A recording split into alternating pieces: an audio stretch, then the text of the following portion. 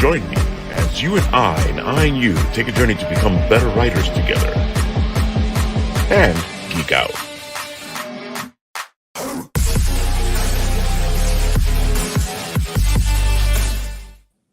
Howdy ho, neighbors! Straight from the Game of Festivals, it's the guys. What up? What up? The Festival of Games, the Game of Festivals, Gaming Festival. The Game of Festivals. I like that too. It's okay. I tried talking and it didn't work. You tried to what? Yeah, I tried talking and it didn't work. That's because you had it on mute. Exactly. It's okay, Lou. He flubbed the name a little bit on Monday too. I called it. Well, yeah, I didn't even get that far though. I got it right after I started. Yeah. As any of you might know from watching me on these shows, I will habitually fudge every name possible. That's why I don't use them. So if I've ever screwed up your name, handle, or con, no, it wasn't intentionally. Well, you know, you're not the only one, because as I was doing the little thing we do with the Instagram at the Festival of Games, other people were like, "Where are we?" What is this called? This is Cradle of Aviation, right? That's why they keep either calling it the Cradle of Aviation, or they keep calling it CradleCon. This is Steven's Cats in the Cradle, right? CradleCon and the Long Island Retro Gaming. Somebody called it Long Island Retro, yeah. Whatever. You know, it was a good time, and that's. It was a great time, man. That was a great convention. We had a lot of fun. It was great to see all our people one last time. Well, at least unless you're going this weekend to Big Apple Con, like we are. Indeed. Which I will be there in spirit, but it's gonna be awesome, man. Yeah, that's gonna have a ton of our people at it. Yep, and of course we're gonna have our friend Cult of Dracula showcasing his Prometheus. Indeed, we are. He's also the second featured promotion for the convention. And I coerced Ralph into doing my bidding. Yeah, well, that's because he said, "I got to give it to you." I'm like, "Fine, I'll pick it up." I'll pick it up.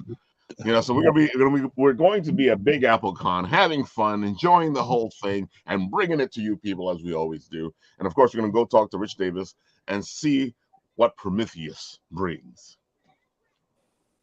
Should be fun. Brother. Indeed. We'll get to see Lou one last time. Lou's not going to be a Big Apple. Probably. You're getting my hopes crushed. I need to hold Lou's hand one last time before the year is end. Well, if we have the Christmas party like I want to, I guess we'll see what happens. What we should do is show up to that place that you go to, Lou. What's it called again? The Cradle of Aviation. Well, Cradle of Aviation is cool. The other place where they showcases your stuff, the art place that Mike Burns thing started. Industry, there you go. We should all go to Industry sometime before Christmas. And man, I would love to get you guys out there. Yeah, it's out on the island. Be a party. So let's see if we can make that happen. There's not much time left to make it happen, so we'll see. Don't go giving me hope like that. Well, if we don't get there before the Christmas, we might get there a little bit after Christmas. Let's see what happens. We got to do a Christmas party. I barely ever get there, man. Yeah, I noticed you haven't been able to make it as much as you used to. But Industry is a great place to be, man. It has all that great stuff. A bar. You know where else is a great place to be? Where? The pop-up shop. Oh, that's right. You visited the pop-up shop. I've been there now at least once a week.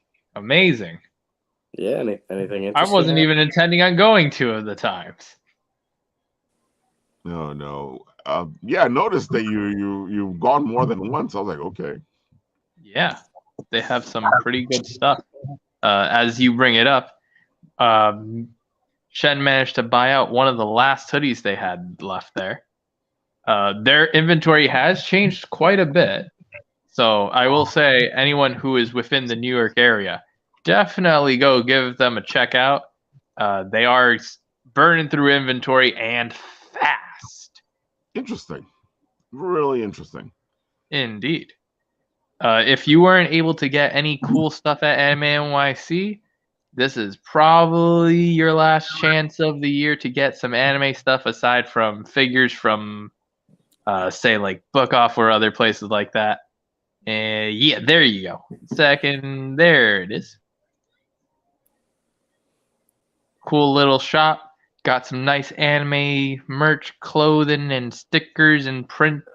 Well, not really prints. They're more like what you call it? It's like you know what they are, Ralph. What are those like? What, the stickers? No, the prints that aren't prints. They're like acrylic of sorts. That's like a whole panel.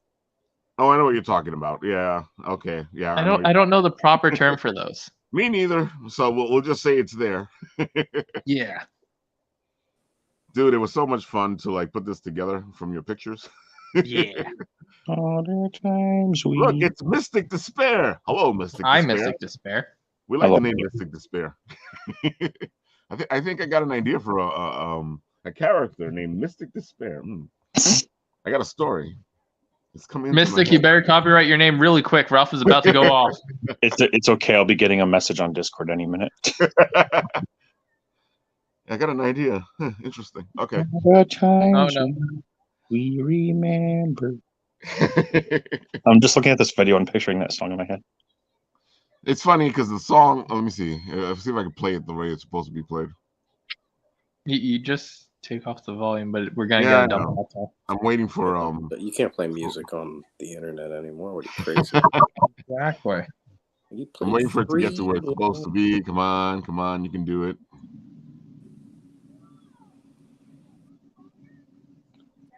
Yeah, you. Anyways, they have some cool stuff. Oh, it looks great, dude. The stuff looks great. I enjoy. Like Yeah. I said, I enjoyed the pictures. Hey, there's music. I need you. 1, What kind of music are we playing on the stream? 4. I don't know if because you go into an anime store and you want this stuff. So I was like, ooh, this is perfect. How cool would it be if we got like a copyright strike from like the Spearmint Rhino or something? UMG incoming. It bugs me out when we get copyright strikes because sometimes we're playing something that's already on the internet and I'm like, okay.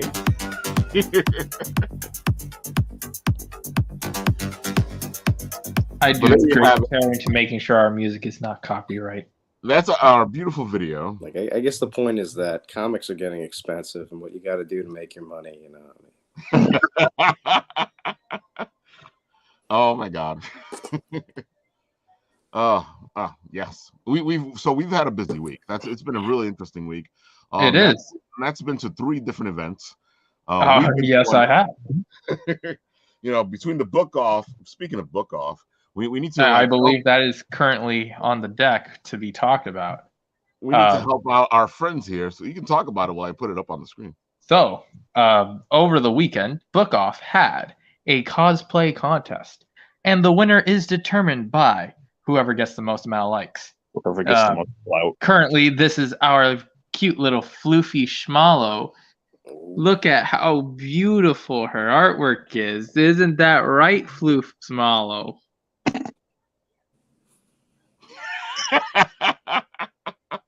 Floof looks fantastic in her outfit. She has 41 hearts on it so far. Come on, people. Let's get some more Instagram likes for her here at the Book Off site. I will put the Book Off link into the our whatever thing over there. Yes, the comments section. Yeah, that thing. However, let's see. This is what Jordan's excited for because I also went in cosplay. Oh, yeah. That's coming. And I started freaking everyone out because I'm not wearing my signature gloves. Or anything. In fact, most people couldn't even recognize me. I missed the hat. Now, what I miss is the hat, the furry hat. Leave me alone. I had my headband on. Oh, yes, people. This is the beautiful young lady, Nathaniel. And you're a math Nathaniel. What is that? Excuse you. It's Natasha. Fine, be Natasha. You don't look like a Natasha. Fine, you want to call me Natalie? Maybe I'll give you Natalie. What? You mean So Nat has 41 likes as well. Go on to the Book Off site and give them some love. Give them those hearts. Let's see if we can get our friends to win this contest at Book Off Cosplay. So what happens when you win? So winner gets a $150 gift card. Second place gets a $50 gift card. And then 10 random people will get, like, I forgot what it is, but they get sort of an award to use at the Book Off store. Ooh. And then another additional 20 other random people will just be allowed to get, like, something free at Japan Village over in Industry City. Well, that place is nice. I gotta admit, it's the fact that you guys are at the Brooklyn location. And the Brooklyn location is really nice, and you guys are on the bridge here at the Brooklyn location. And that bridge is pretty decent. Oh, it's a nice bridge. Yeah, very nice bridge. And it's in fact, right behind it, they like had a shamisen. It's like a bridge in the middle of nowhere. Yeah, like just imagine you're walking through like a mall, and in the middle, there's just like a bridge erupting straight from the ground, leading to Book Off. For no reason. For no reason. But it's great. I like it, and I took a bunch of pictures there when I was there myself, so I can see why they put it up there. Oh, so you went when the upstairs was finished now? Yeah. Okay. We went down to Brooklyn to go check something out. I forgot what it was, and we were able to go to Book Off and check it out. I remember telling you that before, and you were like, "Oh, I haven't been upstairs yet." But yeah, nice place. Finally went. And it's nice. It's really nice, and we like the Book Off store. So I like the fact that they have this talking piece, if so to speak. It's a great centerpiece. Oh, it is.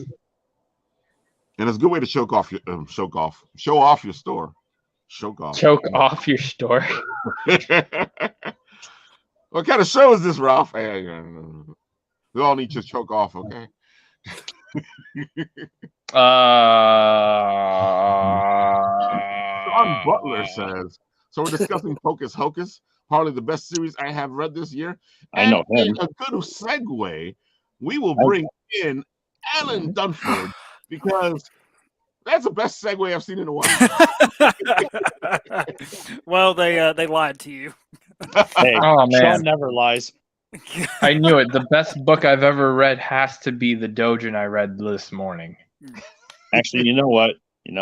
Just because of that, people, if you like comic-related videos, go check out Triangle of Truth. They're good people. They are good people. I like them. Speaking of which, how's it going, folks? I see you have Alan. What both of them are here. Both of them are here. Ooh, we see you brought your own peanut gallery. I did. Oh, I guess, yeah. Well, me and Alan both did, yeah. Man, this is more interaction than we ever have on a normal show. You're welcome. Good. You're welcome. And then we got the Geek Collective going, Alan! Oh, man, no. you got a bunch of people coming in for you. Jenna Burns says, all three. Complete the triangle. Alan, there's so much. Why did you say I'm a liar? Sean, that's why I'm here. There's people in the comment section. I'm Alan so happy. Well, usually it's our people, so. And now it's not. Ralph, there's people in the comment section. I'm so happy. I don't know about you, but there's been times where all people should take over that comment section. So, And at least it's not a bot like that one time a few weeks ago. Oh, the bot? Yeah, that happens all the time. That's the most consistent interactions we get. No, I know. So, Alan, let's talk about Pocus Hocus. So, we've shown the video a couple times, and of course, our pal Jordan over here has discussed the book multiple times. So, let's hear it straight from the mouth of the creator what this book is, and give us all the good stuff. Throw us the spiel. Go for it. Agreed. I think that summed it up. Just about. So Pocus Hocus it's a Faustian tale. So it's about a magician who sells his soul to a demon to have actual magical powers, and as these things go, they never work out in his favor. So years later, the demon comes back and ready to kind of collect the debt because Pocus is in servitude to him, and that's really that's kind of where issue 1 ends, and that propels the story going forward. Well, I've always liked a good Faust story, and I like the fact that you actually went to this. Speaking of the devil, you can show it off. Go ahead. Yeah, so that's one of our variant covers done by Kit Wallace. Ooh, that's beautiful. It's okay. I can keep going. Yeah, it's nice. Yeah, so you don't see many Faust stories anymore. It's a great concept. I'm surprised you don't see it too much. And of course, here we like the supernatural. We like magic. So you're sitting in the good place. It's been doing well. You've only been doing this for a year, like we were talking about in the green room, and you guys have come a long way. Yeah, it's kind of crazy when you think about it, because we shipped out our first comic for Pocus 1 like August or September of last year. So that was after the Kickstarter ended. So yeah, it's just been a little bit over a year. Yeah, that's the one we shipped out, and since then, Pocus has been picked up by Source Point Press, and our sophomore series, Grandma Chainsaw, has already been picked up by Source Point as well. Ow. So yeah, it's kind of crazy how fast everything's moving, So it's funny because I've seen both of them thanks to Jordan, and I was like, oh, okay. And then I was sitting there going, wait a minute, they're both by the same people? Yeah. We and it's the exact same team for both as well. Oh, so you guys are on a roll. Yeah. So wait, so you got that, and I'm guessing you're working on something else. We're trying not to, but yeah, we are. So yeah, Kit Wallace, who's done our variant covers for us, we started on a mini series with him with Pocus's Rabbit Horse. So we're doing a mini series for Horus in Hell. We finished the script for issue 1. We sent that over to Kit, so he's looking at it now. So that should be done here before too long too. So we'll have that. I'm getting up there. Let's see what we got here. We got That's a Pretty Trade. That is. We also have It's Magical, pun intended. Oh snap! All 3 Triangle of Truthers are here. And Hazel for the win. Woo! All right, got it. That gave him enough time to bring that up, and boom, there we go. Oh, I love that one. I gotta admit, I was like, ooh. Yeah, Yeah, I gotta admit, you got some really nice covers. Yeah, thank you. Hopefully the interiors are good too, right? We don't want to be those people that pull the old rope-a-dope, right? You just see like a really solid, good cover. God, I bought it. It has such a nice cover, but and then you open it up, you're like, this is crap. Well, I have a feeling that's not the case, because you guys wouldn't be doing as well as you're doing it if that was the case. Yeah, well, thank you. Yeah, we have a very good team, way better than anything I could ever ask for or expect. I gotta admit, like the playing words, Pocus Hocus from Hocus Pocus, it's funny. Stupid. I know. You can just say it. I was gonna say it kind of trips me up, but it's kind of brilliant because so you still think like, no, they're saying it wrong. Yeah. Now it's funny because when I hear Pocus Hocus, I feel like it's wrong. Just because Hocus Pocus. Oh my God, I can't even say it anymore. Whenever I hear Hocus Pocus, I can't, I can't even say it now because we're so used to saying Pocus. So we're trying hard just to shorten it just to Pocus in our group chats and stuff because we look crazy whenever we're in civilian life, right? Talking about it. I gotta admit, I was trying to put the stuff in so we can showcase you in the show today, and I kept putting Pocus Hocus, and they kept correcting me. I'm like, stop correcting me. So why did you choose the name to be that way? Because we're dumb. I already told you that. Like we're the dumbest. I mean, yeah, but like you don't just be dumb to be dumb. There's a reason to be dumb. Man. Have you been out in the world? No. Listen. The story could simply be you were having a beer and you were like, "Yo, what if we wrote a book, but instead of Hocus Pocus, it's Pocus Hocus?" Like that. That's a story right there. Well, originally the title was just the Magician. That was just a placeholder name, right? Then we were trying to think like, well, what could we call this thing? And then I thought of Pocus Hocus. It was like, because it's a fun twist on words, and we can be real tongue in cheek with it. We can have people make fun of his name in the book, just so that way we're self aware too. So when someone comes up to us and like, your name's stupid, it's like, yeah, we know, we make fun of it. So we can kind of, they can't make fun of you if you're making fun of yourself, right? So then it just stuck. We're just like, yeah, this is good. So that was the best. We felt like the best name that we had for it at the time. That's actually a good reason and a good story, And that was right. You did have a good story. On the side, we got the guys going off. They go. I like the bunny too. He looks really cute. Got on Pocus day one and never looked back. Amazing team. I'd like to think I was the first fan, even if I wasn't. I just tell people We know, Jay. We know. Don't forget to thank Dave Lentz for sending you that long list, Jay. Let's see. But for real, though, love what y'all are doing here. The live chats are great. They're really going off here. Hocus Pocus sounds wrong. This is how it's supposed to be. This is how chats are supposed to be, Ralph, filled with people and light. Plus, Allen is dreamy. I'd buy anything he sells. I'd pay Joey to say that. Always gives happiness. And wasn't that a character you made as a kid, Allen? Ooh. Yeah, it was. So that's where it started. It's kind of crazy, the stuff that actually sticks with you, right? Yeah, it is. So I was working on a comic whenever I was like 7 or 8, and it was called The Magician. And it was just about a magician that had superpowers, and that's as far as it ever made it. I mean, I can't draw. I couldn't draw then. I can't, sure as hell can't draw now. I feel you again. Yeah, so it never made it that far, but it's just kind of funny, really, like the stuff that sticks in the back of your head, because originally Pocus was going to be just an episodic thing, because one of my favorite shows is the Twilight Zone, and I love that every episode is different, like Tales from the Crypt stuff, right? And originally it was just going to be a lot more horror than funny. It was just going to be about this magician who just brought people on stage and just did like evil demonic things to them without the audience being aware. And to me, that scares me. Like whenever you watch these horror movies where someone's getting like, I don't know, killed, but people think it's part of a play. Yeah. Stuff like that. Like that's the stuff that's like, man, they're calling out for help, but no one's helping.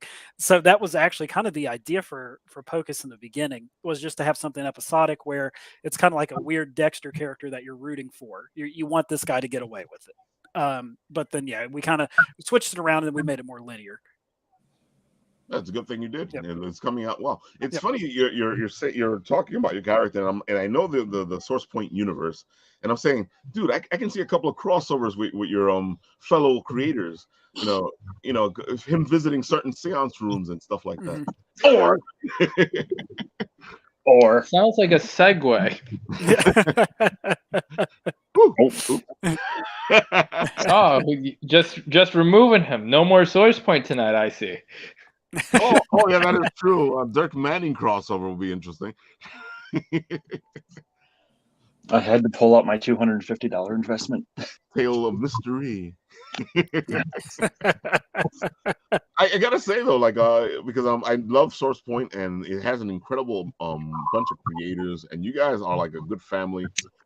And I think that's one of the things I like most about it. How you guys are is how you support each other, how things just help be getting made. There we go. Yeah. Source Point has been they've been awesome, and they have been so hands off, and I mean that in the best way possible, because they let the creator create. They picked them up for a reason, right? And they want them to keep the momentum going for exactly why they have it in the first place. And it's so funny because we started off with Source Point Press a couple of years ago when they were still up and coming, and it's been so much fun to watch you guys become what you are. I still love the fact that last year at New York Comic Con, you guys had the passes, which was a great thing for us because we were getting tired of that Walking Dead people show. The Walking Dead people, yeah. I think that was the other title they were trying to use. Jenna is saying, who is making fun of you? I'll have a word with them. We know, Jenna. Sorry, we talk a lot. We can't stop. He seriously does pay me to say, damn. This is true. Yeah. Source Yeah. Point are all amazing. Can you pay me to say that? I'll say it a lot. Okay, thank you. Nah, Nathan, that's why I'm here. The official fan of the Source Point Press. There you go, Jordan. Yep, that's me. Oh my God, Alan. It's so funny that you're saying that, because you're right. Like, there's certain things that stick from when you're a kid. A lot of the characters that are still with me today, that I'm still working on today, have been with me for a long time. So I know what you're talking about. Yeah. They just aren't the same they were when we were that kid, though. Oh no, definitely, because the world has worn us down. Exactly. And we're a lot more jaded and angry. I completely agree with you.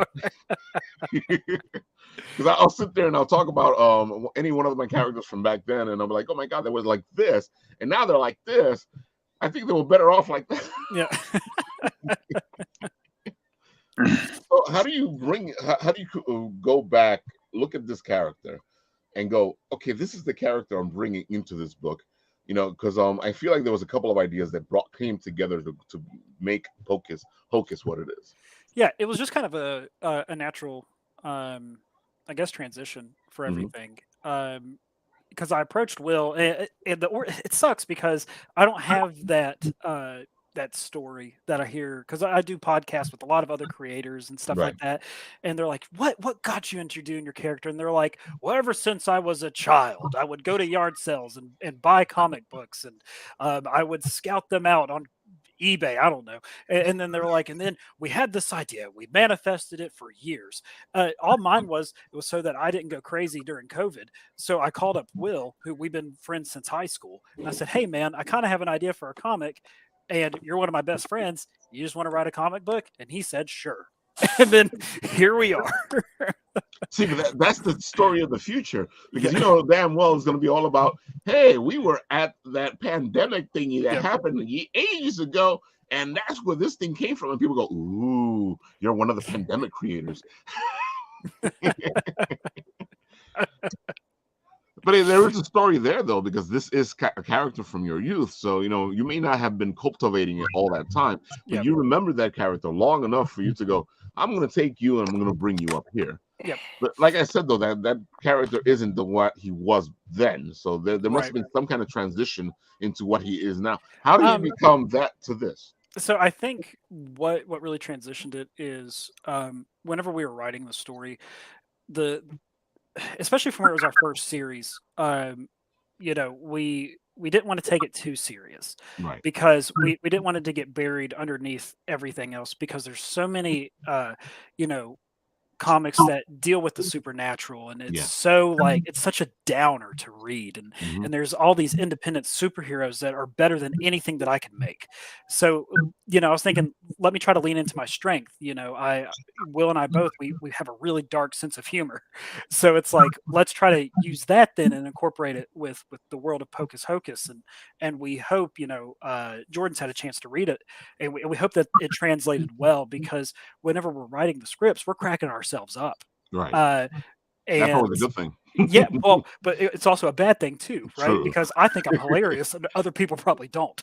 So I get that a lot. No worries. Yeah, dude, it's terrible. Like, I'm my own biggest fan. So like, we're telling the story and we're trying to throw in these quick whips and some of the sarcasm and stuff, and we hope that's what separated the story from everything else that was kind of there. So we were hoping that humor would really sell it and elevate it, while we're still trying to tell a meaningful story behind it. It's a good way to go. Yeah, I completely agree. Because it makes you stand out from the rest. And who doesn't like a good horror comedy type of thing? Yep. I think it's still my favorite genre. My favorite horror movie is actually freaking Evil Dead 2. That whole hand scene. Yeah, so actually, I have an Evil Dead tattoo. Oh, there you go. Yeah, I got Bruce Campbell in the skull. Yeah. And anytime I tell people that my favorite horror movie is Evil Dead 2, they look at me like I'm crazy. I'm like, yeah, dude, that was hilarious. Evil Dead 2 is amazing. Yeah, I get behind that. Just that scene with him fighting the hand. Yeah. And then somebody put up a meme saying that the hand from Evil Dead is the hand in the Addams Family, and I was like, interesting. Oh, these guys are going crazy over here. Let's see what we got now. Let's see. Jay says he says it for free. I think Jay gets first dibs. Dang, don't cross Jenna. Jenna is a mess around and find out kind of person. Whoa. Never crossed Jenna. Spent many years working bars for biker rallies. Damn. I'm calling Jenna next time. You a torpedo. Dude, you got an interesting crowd of people around you. Yeah, it's my motley crew of creators, right? She says she's very short. You can ask Allen. They also have a big part in my past too. So Oh, wow. This feels like a very much how much you want to find out and how much you want to fuck around. Like if you want, Nathan was the first one. Right? Nathan was the first person. Listen, that's what it's called, man. No, I know. Oh my God, these guys are just having a lot of fun. That's always good. That also showcases what you're saying. You know, your book sounds like it's a lot of fun. The people around you are a lot of fun. It's funny that you say what you say because when I'm writing for me, and I know it gets kind of dangerous to do that, but I don't really care what people think about it, and it may be a bad thing, especially once I get published. But right now, I'm like, I'm writing for me, so you know, and I feel like sometimes it's the best way to go because if you start writing for the audience, you know, I guess if you're listening to critiques that are good that help you move forward, that kind of helps you out, but at the same time I feel like they can mess up a story that you've been writing. Oh, definitely. We all know what happens when somebody puts their hand in it and kind of mess things up. Yeah, it's all about finding that balance, right? Because still at the end of the day, if we're not making ourselves laugh or if we're not having fun writing it, then we will be doing our fans a disservice. Exactly. So it's, you know, we are our own worst critics at the end of the day, because we'll go back and be like, is this good enough? Did we make the right decisions for this? And as of right now, we've had overwhelmingly positive feedback. So we're just going to keep doing what we're doing. Exactly. Dude, man, you know, and I love the concept. I love what you have. I love that it's based on a nice Faust story. You know, you have a lot of stuff there to make me love the book. Well, thank you. Let's so see, then, go ahead. I was going to say we kind of tried to take that then, and speaking of like Evil Dead and stuff, that's really what we did with Grandma Chainsaw. That was kind of our love letter for all the horror movies that we watched growing up. You know, obviously Texas Chainsaw Massacre, exactly, stuff like Evil Dead, The Exorcist. Like we just wanted to have a blast with it. It sounds like a blast. Just the fact of Grandma Chainsaw is that alone. Like the first time I saw the title, I'm like, "What the heck is this?" It's a very good time, I promise you. Let's see. Sean's saying another cool part of the comic, especially in the first couple of issues, is that they only use color for specific things. Yeah, that I did see that when I was looking through the books. Yeah, and that's a good concept. I always like when people do that, especially in movies where you have a black and white movie, but you see all the reds. You know, a nice noir film. You know, I like that. So why made you decide that?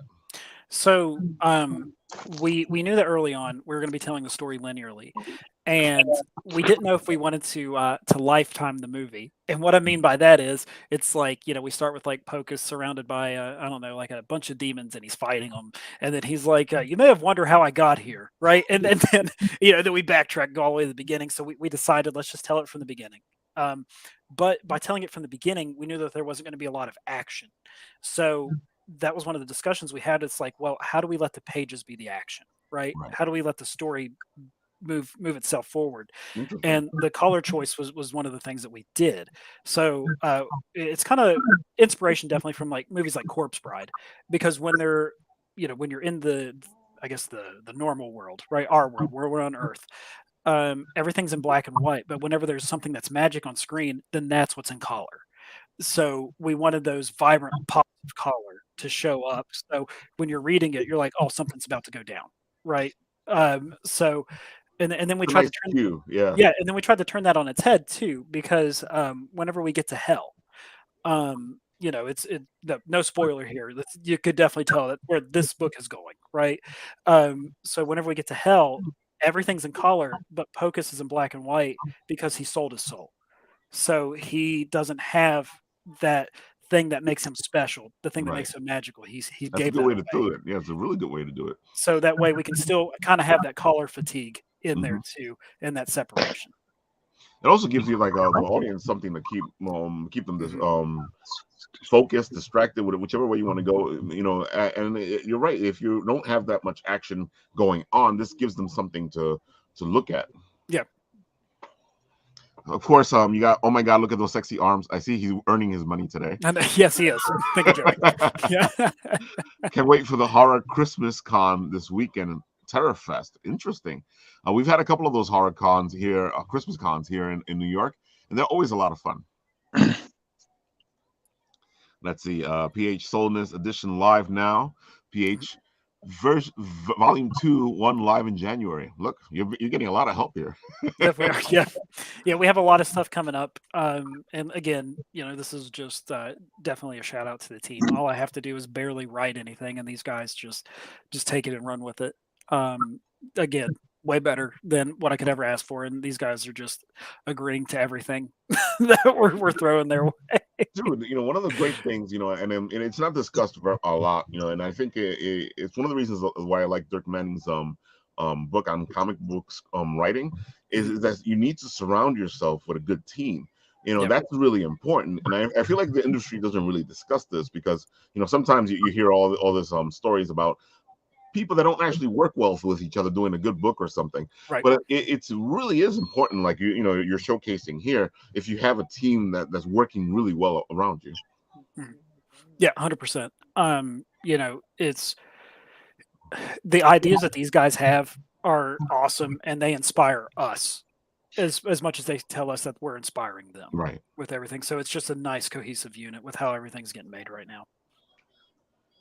Jenna, I agree with you. December is the best time for horror comics. It's funny because I feel like people forget that in December we used to have Christmas horror stories that would showcase the Christmas season. Like the Christmas Carol is a total ghost story in Christmas. And I feel like we've kind of walked away from that direction of those Christmas horror stories.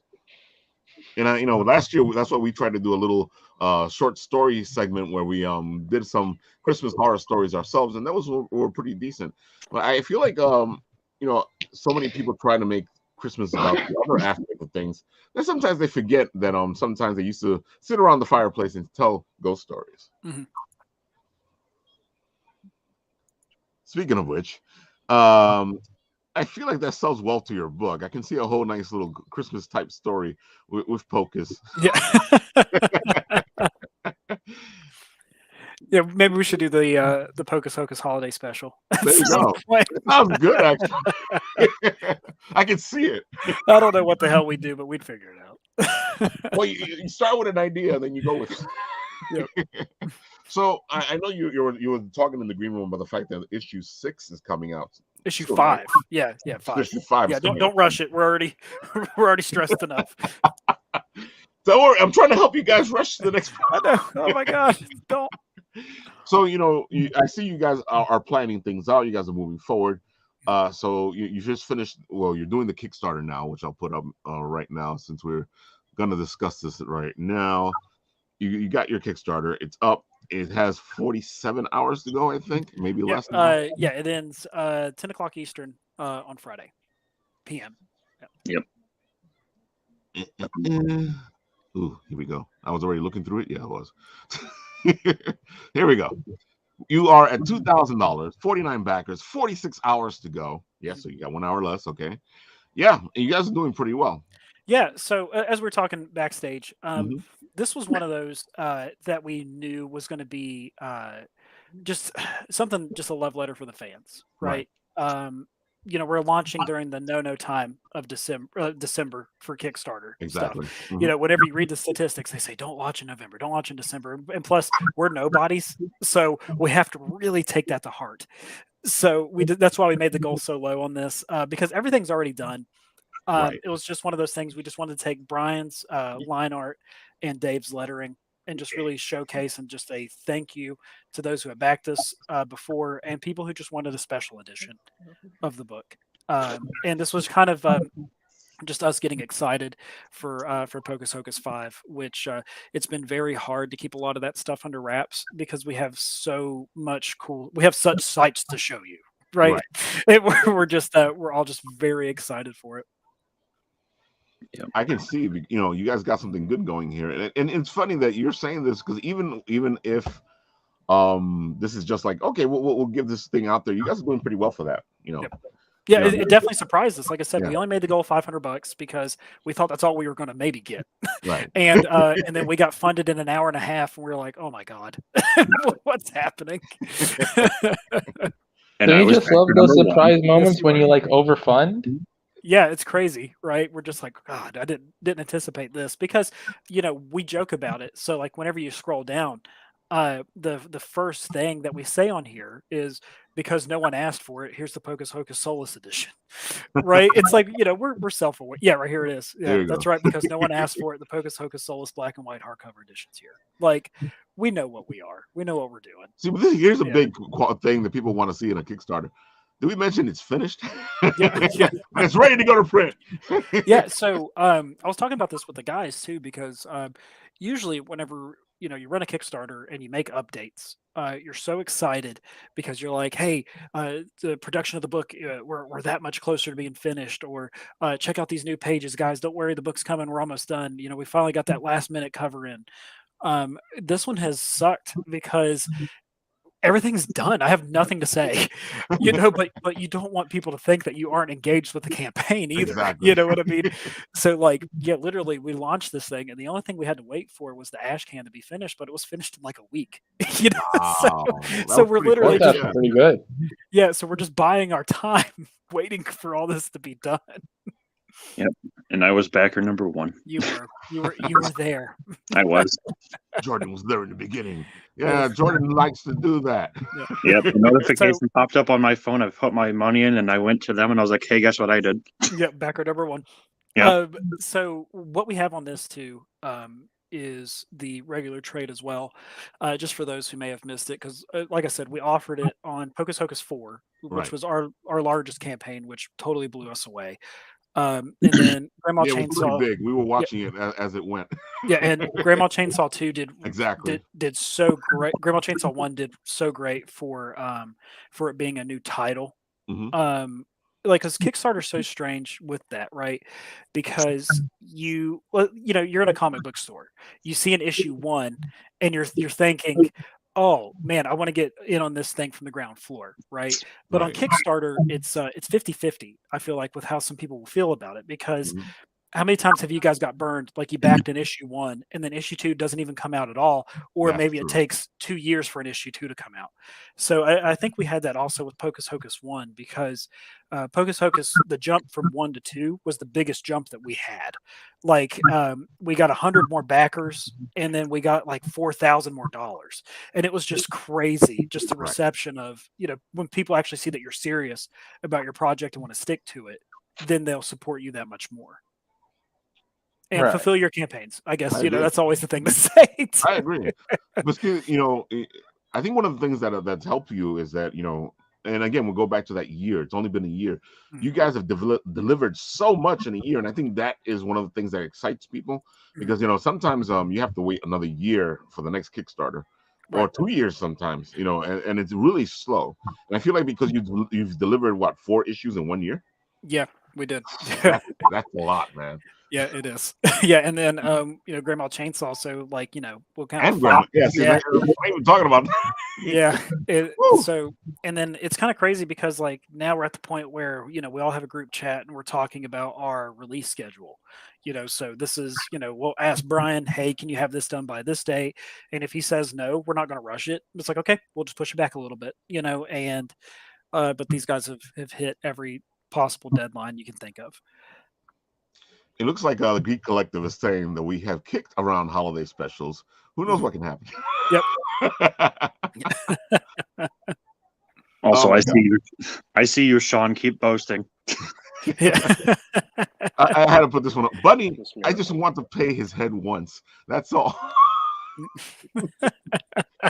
Dude, there's a lot of stuff going on over there. I know I missed a bunch of it because they're going back and forth. It's like a real live chat. Thank you for making us feel actually used. That's Look the at one all I'm those talking about. grades. Yep, we have them all. Yep. The Pocus books are like Pokemon for us. Gotta have them all. Oh, that's good. That's a good audience to have, bro. Yeah, man. The other thing too is we did get a couple questions because this, I do want to note that this edition, the Soulless edition, is hardcover. Right. People have asked us, like, well, why don't you do a hardcover of the trade paperback?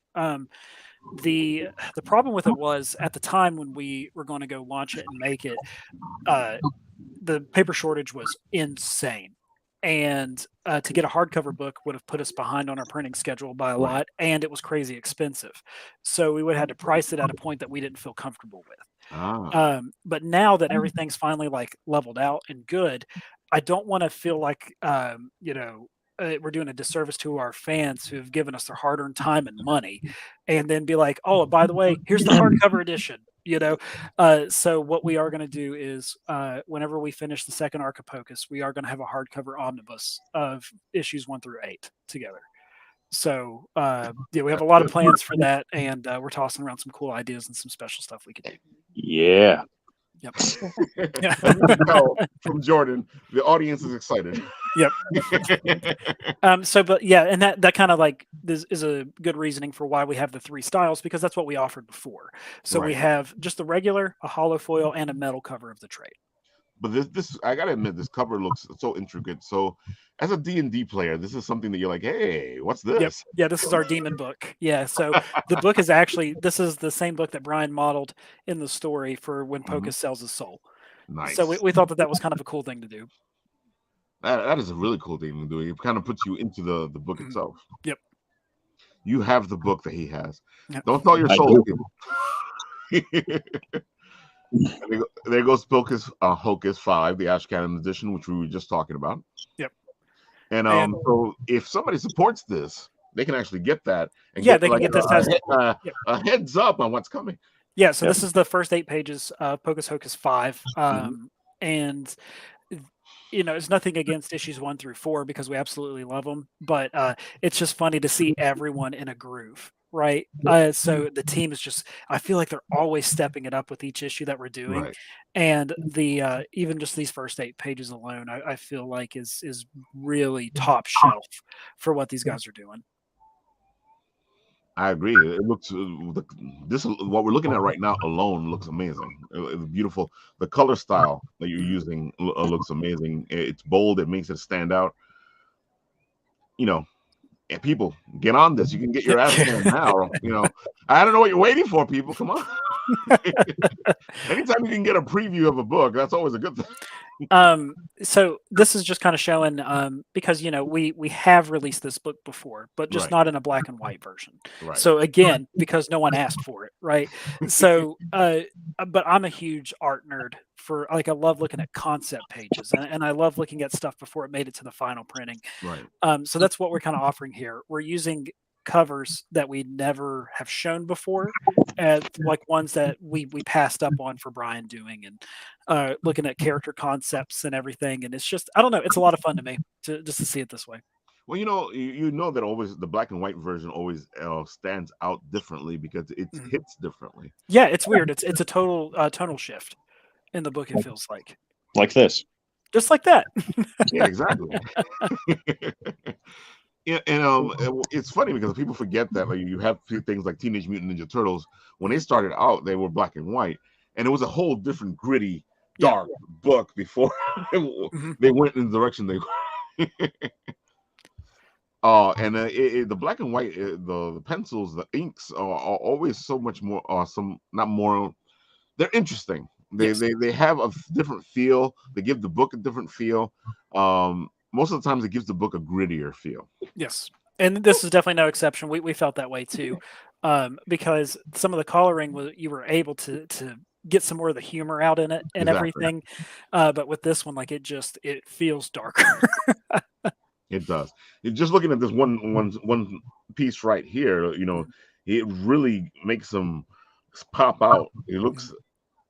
Maybe he's not completely good. Maybe there's something to this guy. Yeah. You know what I'm saying? There's something about Pocus. Yeah. Exactly. Oh man. So you guys got what, 46 hours left. Mhm.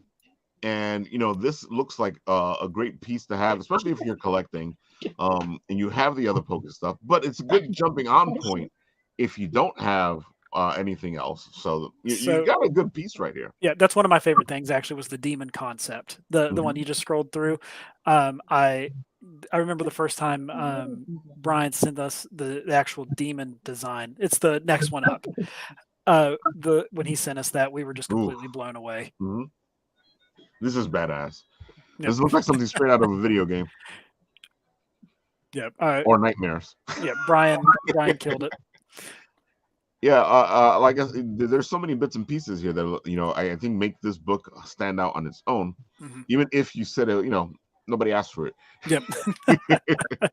So this is just kind of an example too of just, you know, what you're going to expect when you open the book, right? It looks good. It looks really good. And this one was really cool because we only had a handful of tiers. So usually we have a bunch of tiers because we have a bunch of different covers and all this stuff. So fulfilling this one is going to be awesome. Because I'm only going to have like 3 or 4 tabs really to mess with, right? Okay, this bunny really has me, Horace, and I can tell that you have a bunch of people in the peanut gallery over here like liking Horace as well.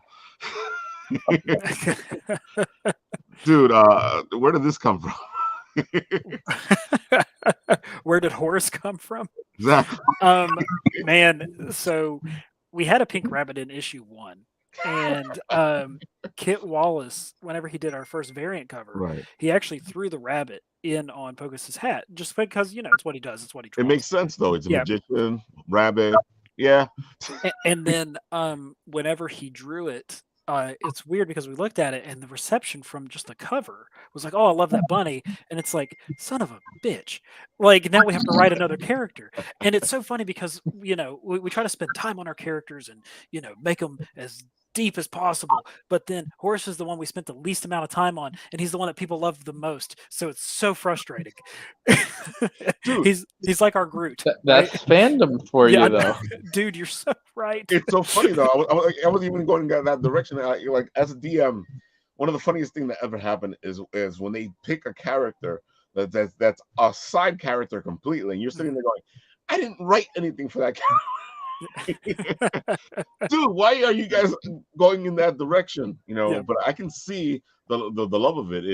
It's an interesting piece, and like I said, you if you start looking at it in the broader sense, of course, the magician will have a bunny. Yeah, why wouldn't he? Right? They always do. So then it was just really like, and it all just made sense. But yeah, definitely have to give Kit Wallace all the credit for that, because I don't know that without him we wouldn't have continued with making the rabbit like an integral character.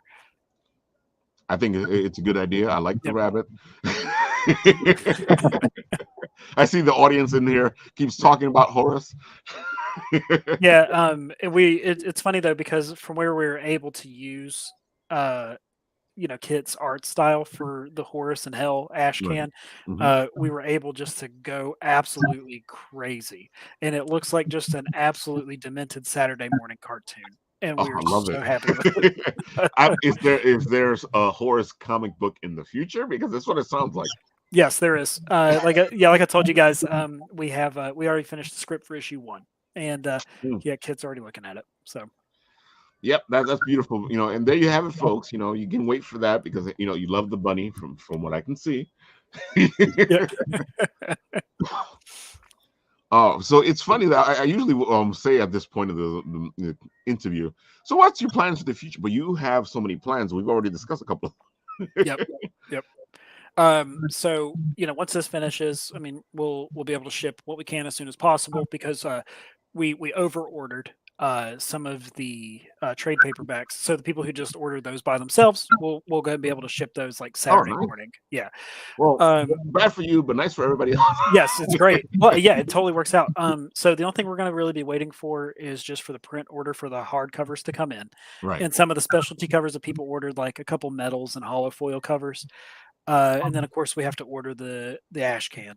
But other than that, like we're ready to go. And then at the end of January, we're launching Pocus 5. And then in March, we're launching Grandma Chainsaw 2. And then after that, Pocus 6, then Grandma Chainsaw 3, and yada, yada, yada. So, dude, I love what you're saying. You're I do too. good talk here. Yeah. You know, and again, that also showcases that you're going to try to keep up that at least 4 issues a year type of yeah. thing. So that was one of the hardest conversations we had to have in the group, was because once Grandma Chainsaw 1 was done, it was, what do we do next? Because the script for Pocus 5 and Grandma Chainsaw 2 were both done. So we kind of coin flipped it and asked Brian, what are you feeling right now? It's like, I'd like to get back in on Pocus. It's like, okay, so be it. There it is. Whatever's making you inspired right now. But that's the whole thing to go, you know. Yep. Sometimes you just got to go with what's flowing. Mhm. You know, as creators, we know that sometimes, as much as you want something to flow, it's not flowing. Right. So you might as well do what you're working with and get that to where it needs to go. Yes, definitely.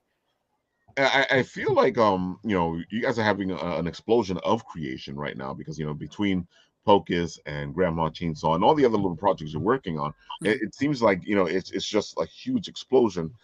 You know, is it hard to rein in, because like it feels like, you know, you guys aren't at a place where you're too far, but at the same time, you guys are doing a lot.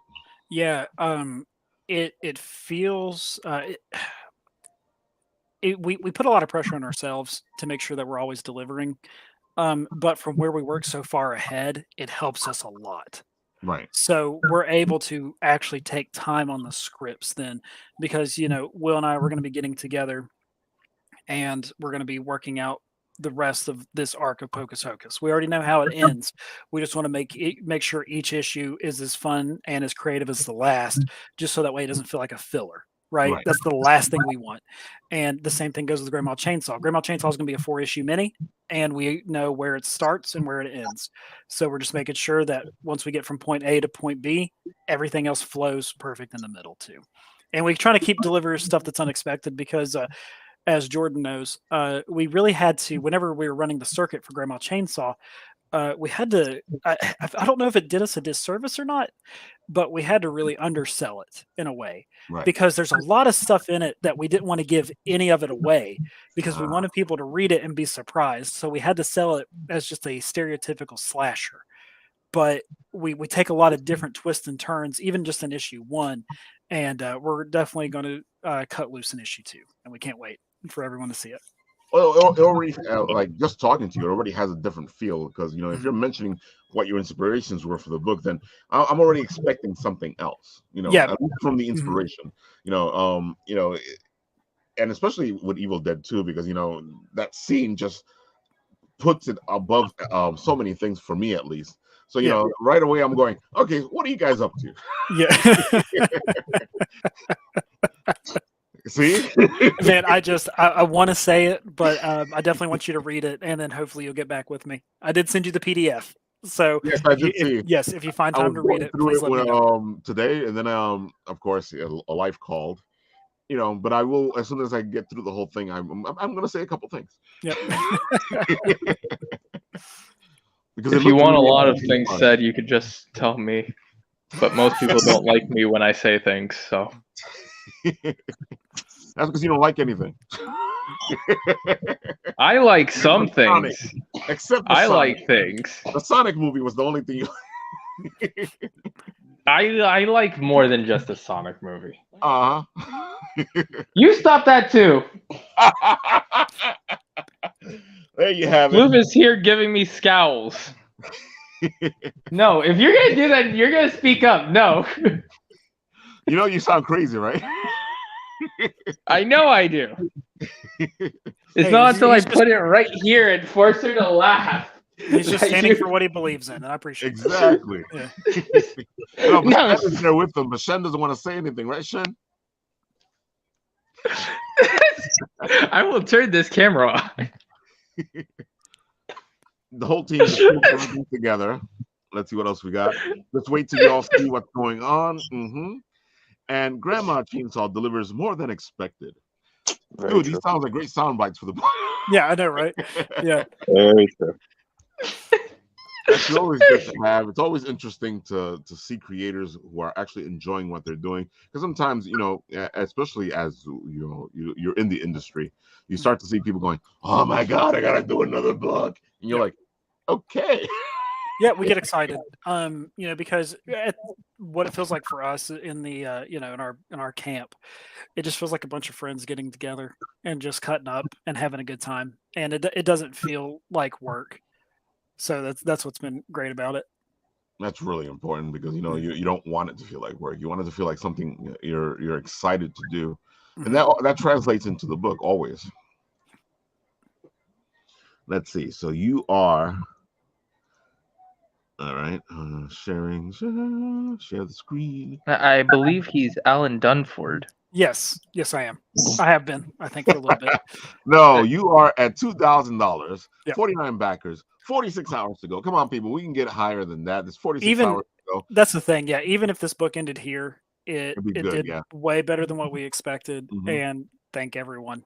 Yeah. Well, I That's- think more people should get it only because they'll be getting something really well.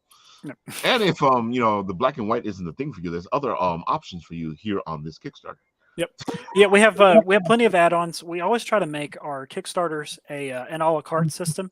Exactly. So we have a graphic that's almost at the very bottom where we feel like we kind of lay everything out pretty simply. And we never want anyone to ever feel like they're being strong-armed into getting something, right? So we don't feel like if you want this version of the book, we don't want you to feel like you have to back a $300 tier, right, to get it. So that's why we always try to make sure everything as. I always like when people give the option to get the stuff that's come before. Yeah. Because sometimes maybe you don't want that book that, like you're saying, maybe you don't want that book that they have right now, but you might want the other books. Hold on, I think this is what you were talking about. Let's add this in. All right, so yeah, here we go. You got all these add-ons at the end. Yep. There goes nice PDF, or you got the book itself. Look at that. You can get anything you want right now, which is great. If you like your bunny, you got your bunny here. Yes, we got you. For all you bunny lovers out there, we got it taken care of. So yeah, look, you got so many choices. And you can still get the ash can for the horse. Look at that. That's beautiful. So if that's what you want, and in case you missed it, there you go. Grandma Chainsaw. Yeah, you really do a good job at this, because I feel like sometimes one of the places that Kickstarters lose themselves is that they kind of don't give you a chance to get what's come before. Mm-hmm. Yep. Yeah, and being able to get the option to get what's come before is always a great thing.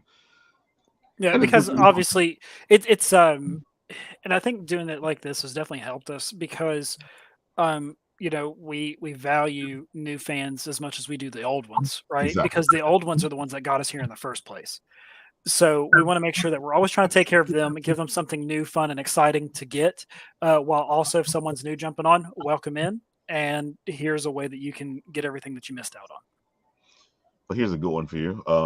With Grandma Chainsaw, Alan and Will did a good job of explaining the book without explaining it. I know that sounds confusing, but it's true. Yeah. Basically, what they explained was maybe 4 pages worth, and the rest was all surprise for me. Oh, that's great. That's awesome. Always a good thing. Yeah, right that's there. great to hear. Yeah. And somebody says stickers. We do have stickers. Yeah. They're all in the other Stickers, room. you say? Yeah. Stickers, yes. We like stickers. Yeah, in the last Grandma Chainsaw campaign, we did a bloody sticker pack and a clean sticker pack. Ouch. That sounds great. I'm moving it. Uh-oh. I think I think he knows. Yeah, I think he's got it. Yeah. So while Jordan's doing that, you can tell the audience where they can find you, where can they get all the good stuff. I know the Kickstarter's here and the next one's coming, but they need to know where they can get to you. Yeah, so definitely the easiest way to get to us, we have a direct email, pocushocuscomic@gmail.com. You can find me on Twitter @Chaps of Fury, and we actually have started a Substack, so that's also a great way to stay engaged with everything. Right. that we have coming up. So, and on the Substack, we try to show things that exclusive looks, right, as a way just to say thank you for joining our Substack. We'll show you some extra preview pages or an early look at some of the campaigns. Wait. He's saying that you're not on Facebook, but I can swear you are on Facebook. I'm not. Yeah, I'm a piece of crap. There you go. Don't worry. Just say that you're on the metaverse. Nobody uses it, so they won't know that you're not really on there. Yeah, guys, I'm on the metaverse. Duh. I am on the metaverse. I love the metaverse. The metaverse is so good. Hold on one second. But wait, what's this? No, that's the metaverse. Don't worry. Don't worry about it. Oh yeah, we had we started a Pocus Hocus thing that we haven't updated in forever because. Okay, so you are on Facebook. You just haven't updated it. Right. Yeah. So the big thing is what we have found in talking to all these comic book creators. Right. They say the best thing that they have done is the Substack because it doesn't get lost in the algorithm and weighed down by everything else because it's more just a direct line for everything. Right. Oops, shit. Yeah, and these are our stickers. Look how cute. They're so cute. I like that. Oh, Grandma looks so cute. And then there's Look at all this cool stuff. Dude, man. Yeah, we have our magnet. Evil has a perm. Ah. Yeah. That is so cool. Yeah. I don't know if I can turn this thing off before it blinds me. There we go. All right. It's always interesting to see what Jordan has. Yeah, I know, right? So there you have it, folks. That's where you can find Allen Dunford and the amazing Pocus Hocus.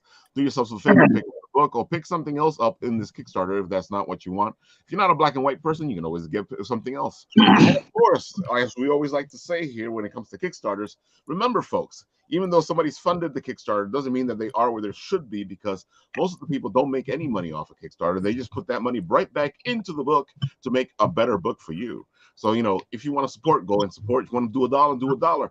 It doesn't matter. Or the biggest thing and the most important thing in the world is sharing. You don't know how many times you get a new customer or a new person who likes what you don't, or you can't help support at the moment, and they can support it. So yep. I think that's that's something else too.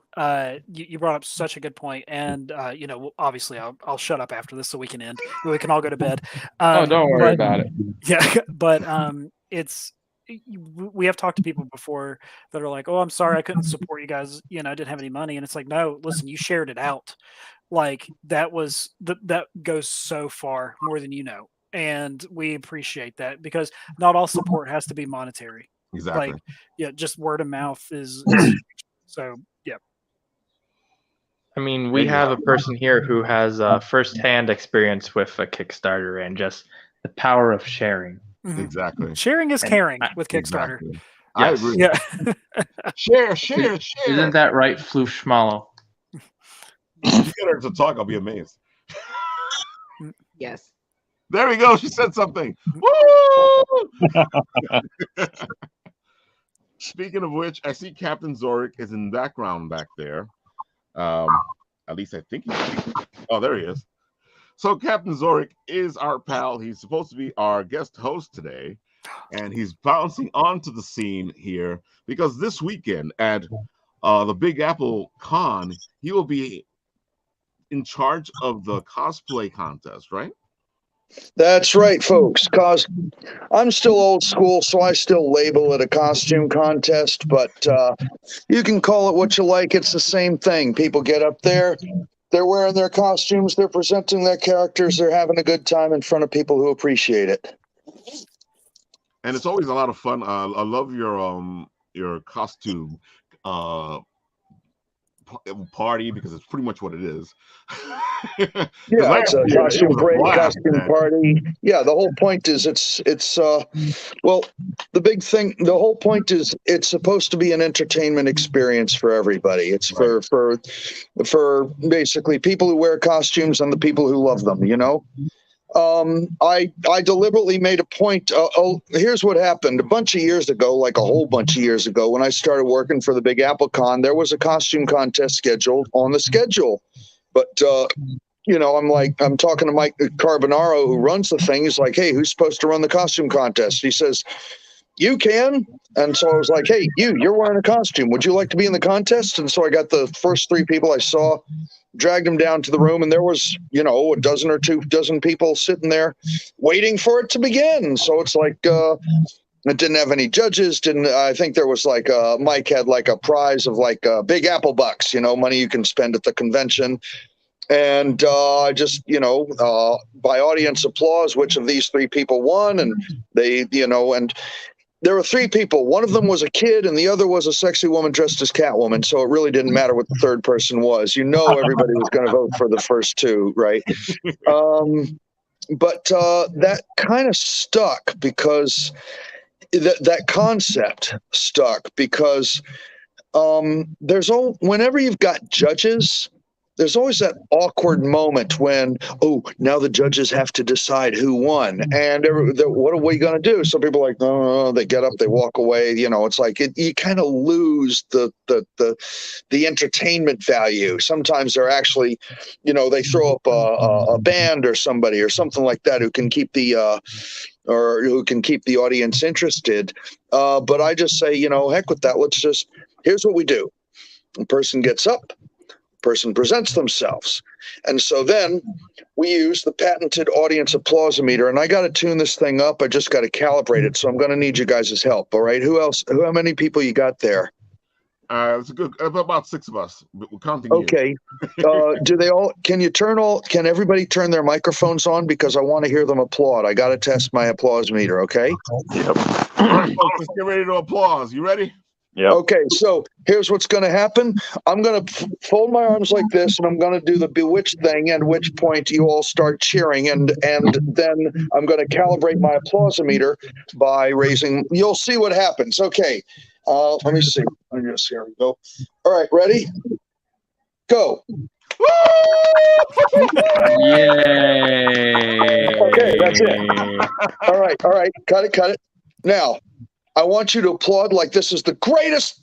No. We already did that. Now I want you to give that kind of half-hearted, thanks for coming. You weren't all that great, but yeah, I'll clap my hand 3 times just because I want to. Okay, something low-key like that. Ready? Go. Yeah. Okay. Awesome. Now it's the greatest thing you ever saw in the world. Ready? Go. Chainsaw Man. Oh, yeah. There we go. Okay, so that's how it works. And now there was, for a while, there were we'd have, say, 5, 6, maybe a dozen people competing. And it was easy. It was kind of interesting when you had maybe even 30 people would be a big crowded contest. And in things like that, I could have everybody come up and everybody come down, and then I'd call them up. And after everybody had gone up, and then one by one, I'd use the applause-o-meter and I'd say, okay, you stand, and I'd actually line them up on the back of the stage based on the applause, the most on the right, the least on the left. And I'd put them together, and then I'd look at the prizes I had and how many I had and who won and where they all were. And I could I could take the first 2 or 3 or the one on the end. If they were like the 3 people on the end had really similar levels of applause, I could pull them out and have an applause off for something. Or if there was like a thematic group and I had a particular prize, like a lightsaber, and I'd take all the Star Wars people with Star Wars costumes out. And there was actually a great moment when there was a guy who was dressed like Anakin Skywalker in the black leather when Anakin went bad. And he was right on the cusp between, top applause and not making it. It was kind of like a wild card. Mm-hmm. And we got out there and I had them all present themselves again. And this time he came out and said, I've just signed legislation that I've outlawed the Jedi forever, or whatever that line was. And he nailed it. Exactly. And that wild card wound up winning the lightsaber, and it was such a perfect moment. And that was the convention that we had. What's her name? Princess Leia there, Carrie Fisher, Right. and he got to meet her, and that was the first one that the New York Jedi were at. I was the one who brought the New York Jedi to the convention. The Big Apple Comic Con was the first convention that the New York Jedi were at, back when the New York Jedi were just one little group run by Flynn. But that's another story. And so I was able to do that and keep it organic like that, where I was able to wing it, to like be spontaneous and form groups and have little playoffs and dance-offs. And then New York WinterCon happened. And New York WinterCon somehow had a line at the cosplay community in New York that Big Apple Con didn't. Right. And at that time, Michael Carbonaro and Frank Patz were working together. I think that's his last name. You can look it up. We're working together. We're like co-producing it. And so basically all the resources that went to one went to the other. So we were reaching the same audience by the time we had both of them. Mm-hmm. And so that cosplay community that had stormed into the first New York WinterCon just came right on to Big Apple Con, and where 30 people would have been a large group, I all of a sudden had 75 people. And it is 75 contestants, individuals and groups, just like that. Had a bunch of people. It was a large crowd. Yeah. And I no longer had the luxury of the time it would take to say, okay, everybody dressed in the Superman or Superman adjacent costume. We're going to figure out who's the best in this group. I didn't have the time to do that. I just had to bring them on, do your thing, get the applause, send them off. And there were too many people line up on the back of the stage. So I came up with this idea. Right. Everybody, here's an index card. Put down your name, your real name, your character name, and if you want to join the mailing list for Captain Zoric's costume contest, put down your email. And then don't give me the cards, because calling out your name and are they here? Are they here? No, forget that. Just everybody get in the line. Everybody work together. No cutting, no pushing, no shoving. Just get in the line. You come up, you give me the card. I do my best at pronouncing your name, and I let you take the stage for 30, maybe 90 seconds. Do your thing. Introduce yourself. You could just say, hi, my name is Bob, and I'm playing Joe from this movie, and get off, or you could have a half a dozen people doing a skit that you've rehearsed for months, but you only got 90 seconds, or, that's kind of a soft thing. If the audience is really with it, I'll give you 93 seconds, but you get the idea. Yeah. But make it worth the audience's while to take the full 90 seconds up there. All right. And they do their thing. And then right there, while it's still fresh in everybody's memory, applause-o-meter. All right. I take it. And then based on the applause-o-meter, I got the table over here. Right. And the highest applause goes to the left and the lowest applause goes to the right. And I just take the cards and I line them up like that based on applause right there. And so that way, at the end of the show, when everybody's going up, all I have to do is go all the way to the left and right there. Whoever's up at the top, that's your first place. And then here's the other beautiful thing about it. All right. I got a lot of stuff. I got more stuff than I need. Right. So what do I do with it? Don't want to throw it away. You try to sell it on eBay. That takes hours and hours, and you wind up not getting as much as it's worth. Although I did get $35 for the vintage Ghostbusters T-shirt that my mom had gotten outside the theater when it was playing in theaters the first time around. But most everything else never got much. So why don't I spread my treasure around those who would love it? So. And also sometimes we would get like big promotional packages from like Spamalot. Gave me this huge box of things and I couldn't give it all away the first year. So I had this thing for like 4 years. I was giving away Spamalot promotional stuff after the show had closed. I think NBC gave us a bunch of things, and I had a calendar from Heroes from like for like 5 years after the year had passed, still sitting on what I would call the table of wonder. And so, yeah, I got my gift certificates from Midtown Comics. I got my goodie bag from Forbidden Planet. I got gift certificates and goodie bags from what do you call them? Gothic Renaissance and Halloween Adventure. All right, I got all these sponsored prizes, and this year we got unlimited wireless again, giving away these headphones and stuff. And instead of waiting for the judges to figure out who won, you come up, you got your choice between, this gift certificate, that gift certificate, this goodie bag, or anything from the Table of Wonder. That was a fun thing to see last year, yeah.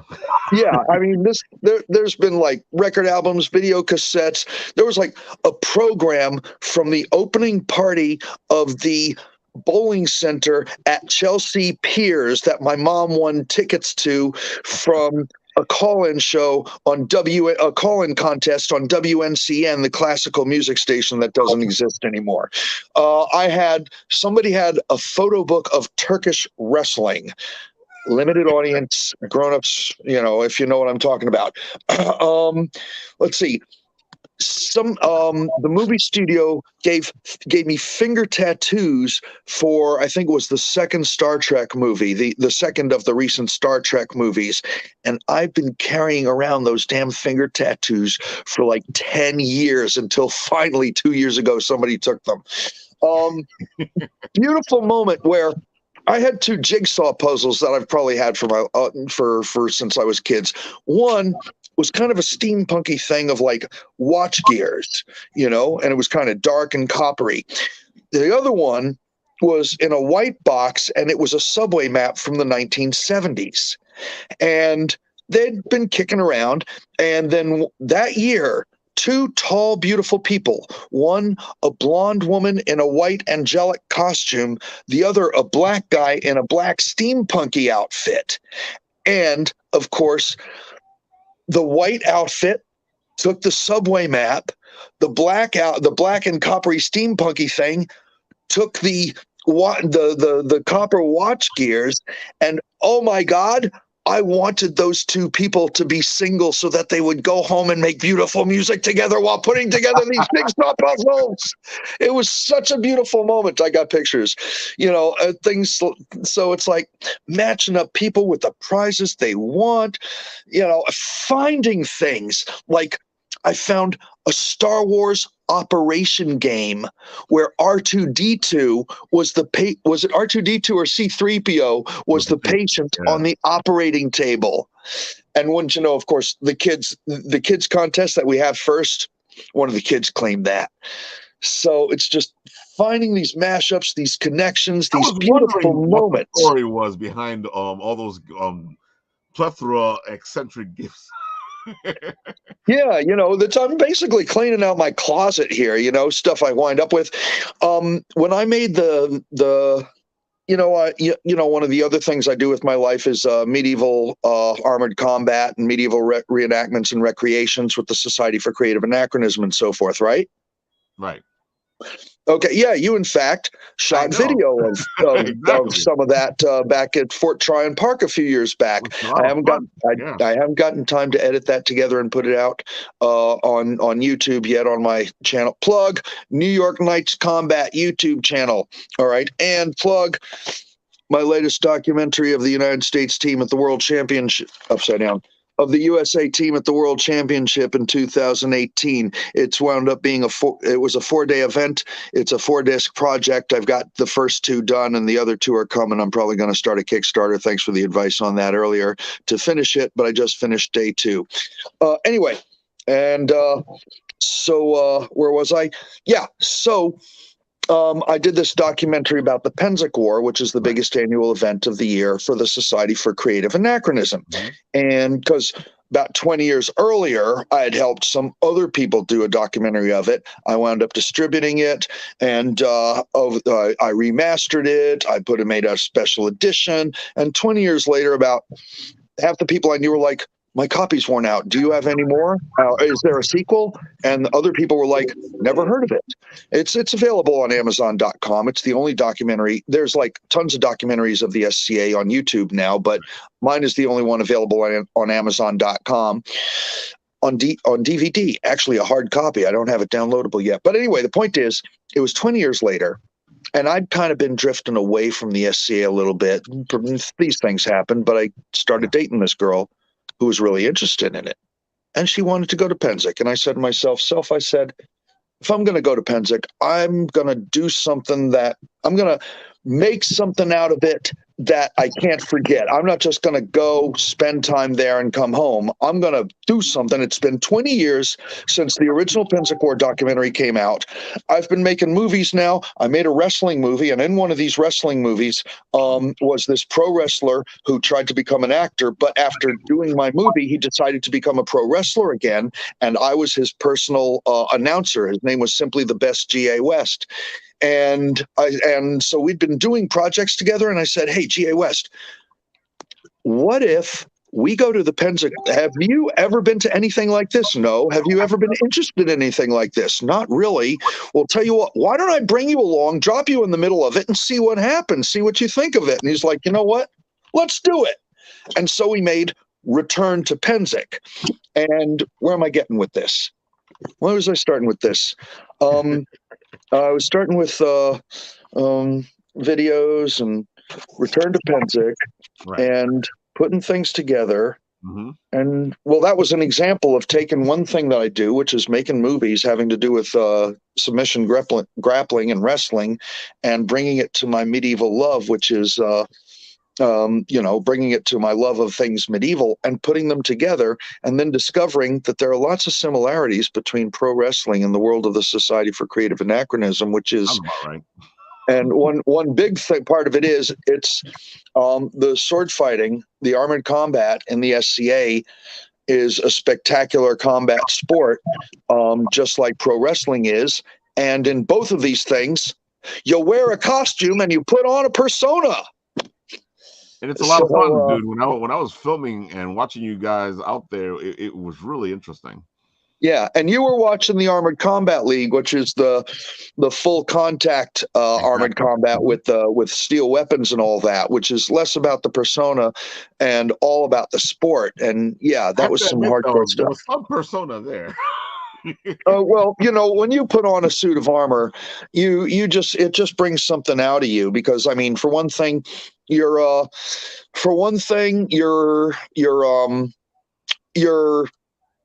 wearing a suit of armor, and so that affects the way you walk and the way you move, and so when you walk and move differently, you have a different attitude about yourself, and you actually wind up having a different personality. And then, of course, you put on the helmet, and you can hardly see, and it's hard to breathe, and someone's coming at you with a sword or an axe or a mace, or he's punching you with his shield, and you've got to fight back. And and here I am. I'm a non-confrontational anti-war pacifist, right? And here I am, and I'm like, bam, bam, bam, bam, bam, bam, bam, because it's the challenge of being able to put your body at the hazard to say, I worked hard so that I could be able to do something better than other people, and I can do it better than you, and you're not going to say I'm wrong by knocking me down. And so you don't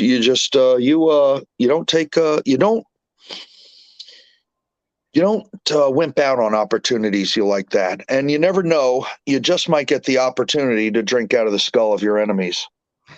Got to put the tea bag back in. Oh no. So this week, there you go. I see there's a lot of stuff happening. I see you also teaming up again with Peace and the Gata for the cosplay thing. Yeah, so they're working for Unlimited Wireless, and I gotta say, their prizes do have to be judged. So we kind of got the best of both worlds, because they get to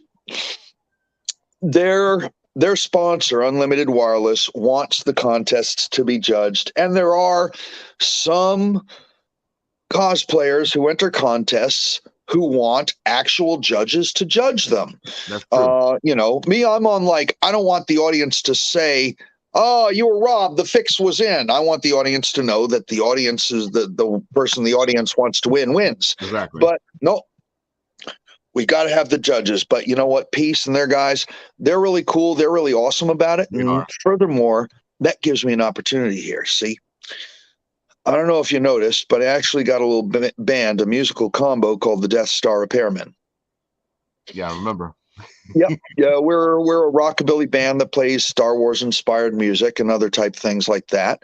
And I also got a couple of songs about comic books and stuff. And so it was originally just me, but then I got this guy, met this guy named Dr. Bronco von Johnstein, who's a crackerjack guitar player, but more than that, he's also a builder, an inventor, and an artist. And he's going to be at my table at the convention selling these old sculptures of superhero faces and stuff, plaques. They're beautiful things. Anyway, he built a wash tub base that looks like a steampunk contraption. It's not just a mop stick, a clothesline, and a wash tub.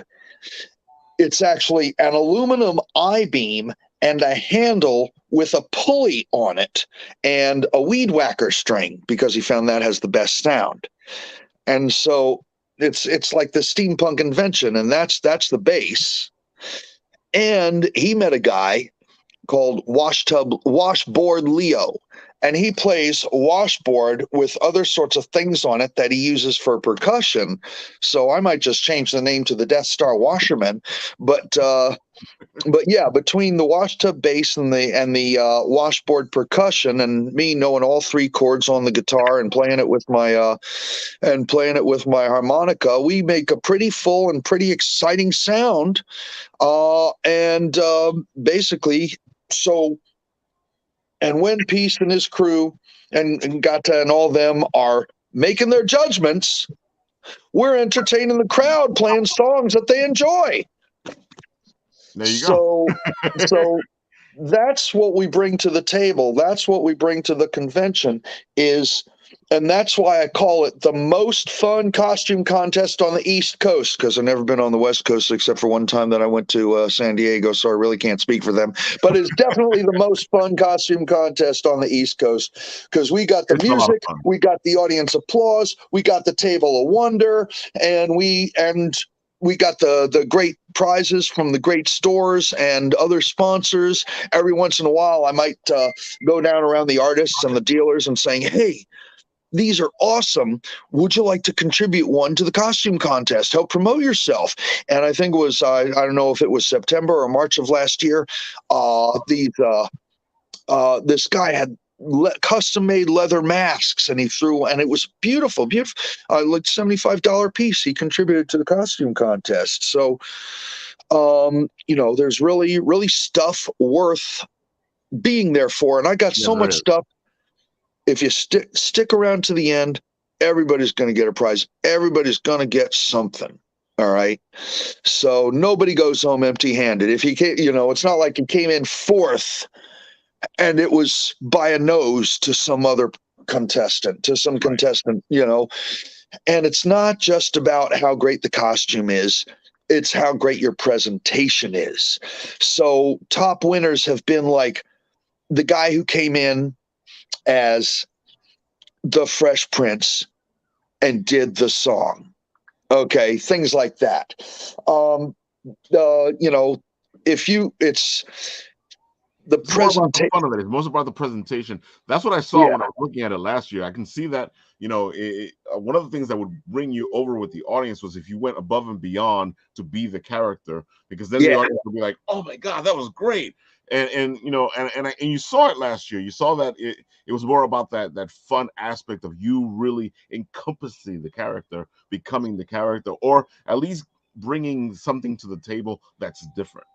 Yeah. A bunch of years ago, a Charlie Chaplin came in, did the Charlie Chaplin, got a top prize. Like the Anakin Skywalker I described. He was on the cusp. He was a wild card. He nailed it. He got the lightsaber. Stuff like that. Do the thing. And and for those of you that don't trust a prize if it's not handed out by three people who are going for half an hour, we got that too. And also what we don't have, however, is that moment where the judges are like, so what inspired you to wear this costume? And then coming over there and checking the seams, it's like, so did you make this yourself? Where'd this come from?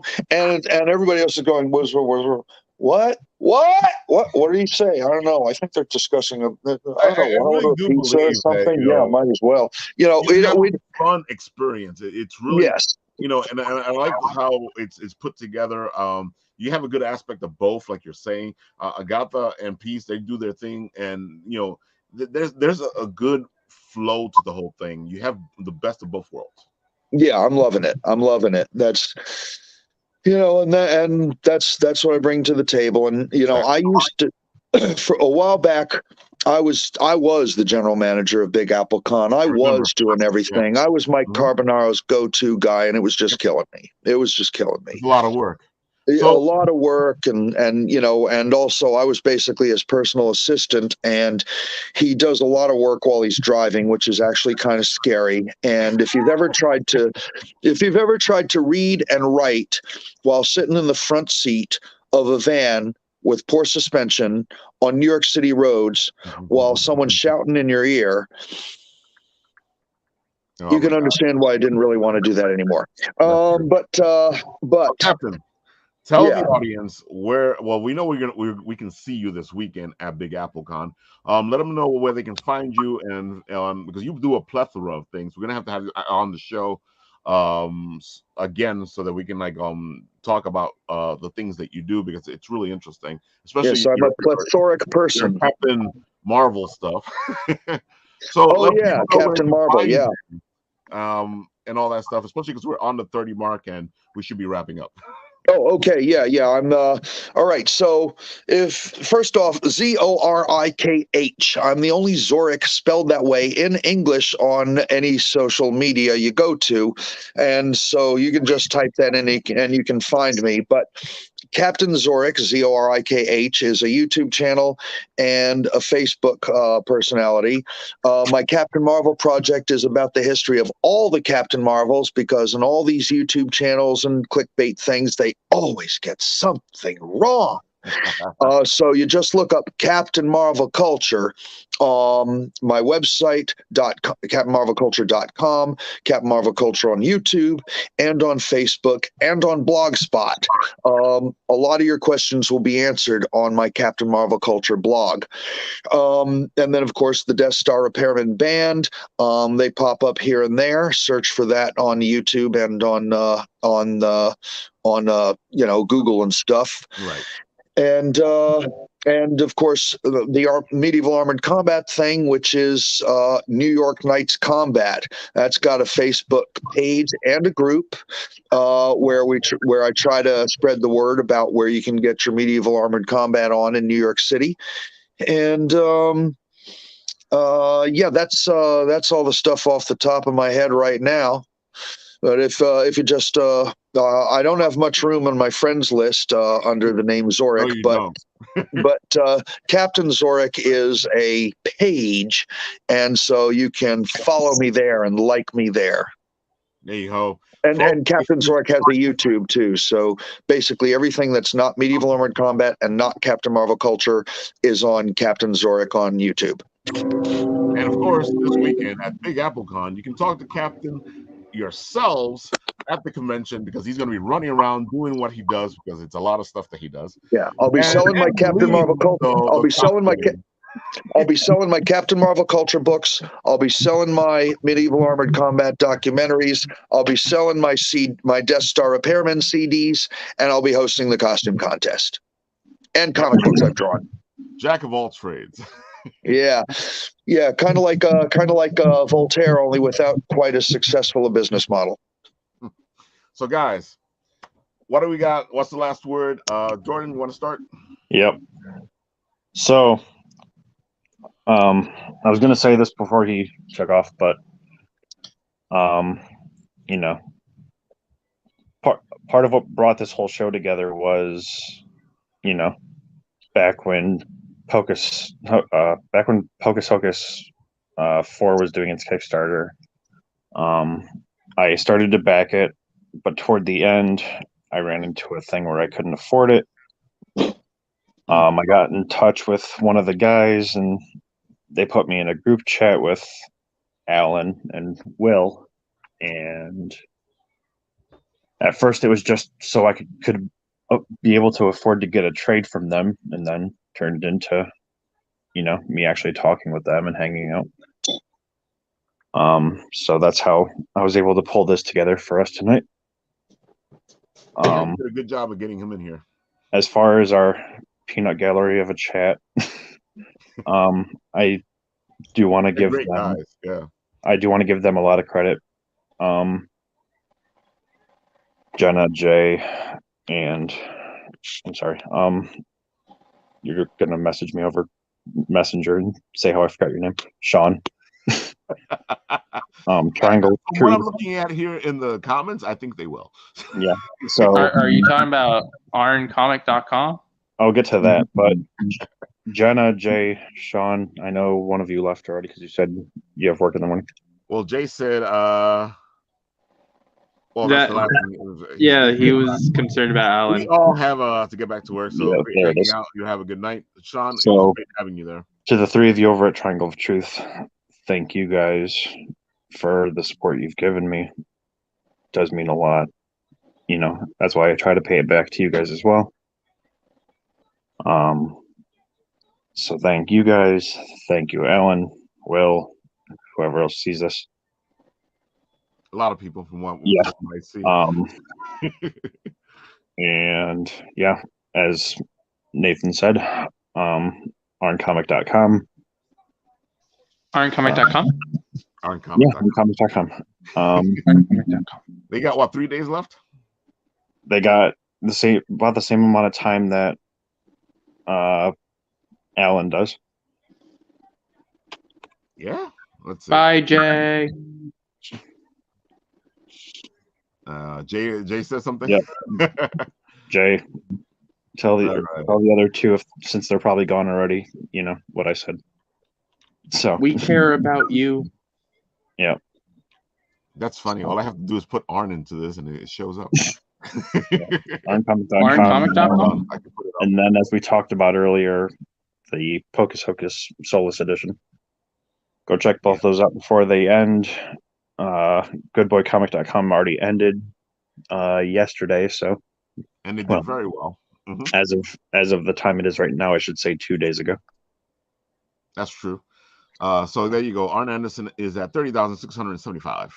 It's at 530 backers, 40 hours to go. Yeah, so you're right. It's about the same. And they reached all their stroke goals. And you know that Dirk Manning, of course, will jump in and make something else happen. So keep supporting, keep getting stuff. All right, Jordan. I felt like there was something else, and I can't think.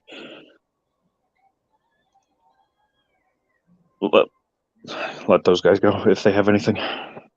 All right, so we'll come back to Jordan one last time. Nat, you're usually the guy to go. Let's rock.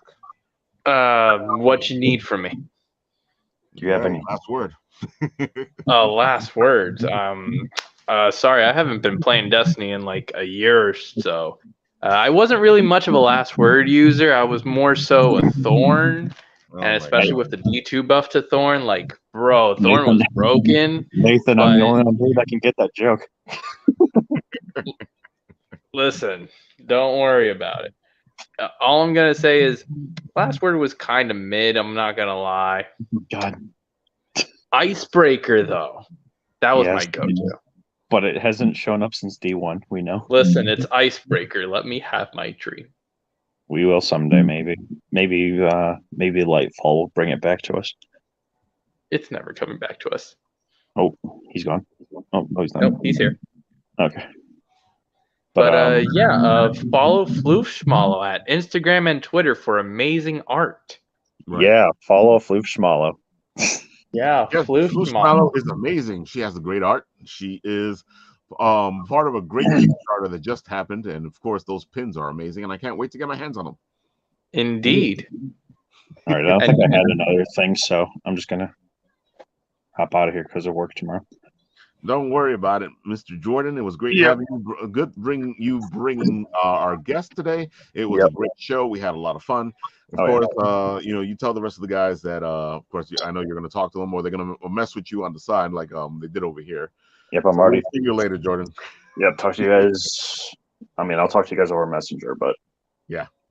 So, all right, later. We're such boomers. Well, we used to have the show at 11:30. Now the show's at 10:30. I'm Gen X. Lou, what do you got to say?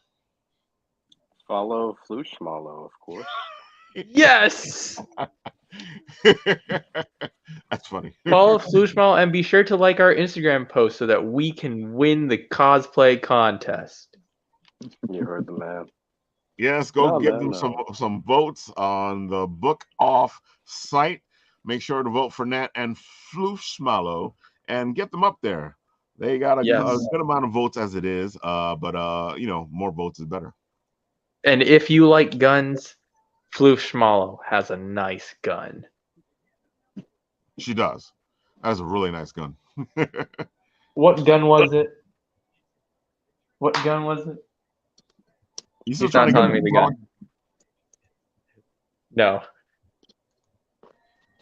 You got her to say one word. I think that was enough. Yeah. There you guys have it. There's Mr. Shadow Rabbit himself doing his fantastic stuff. Here's that stuff he did for that wedding party.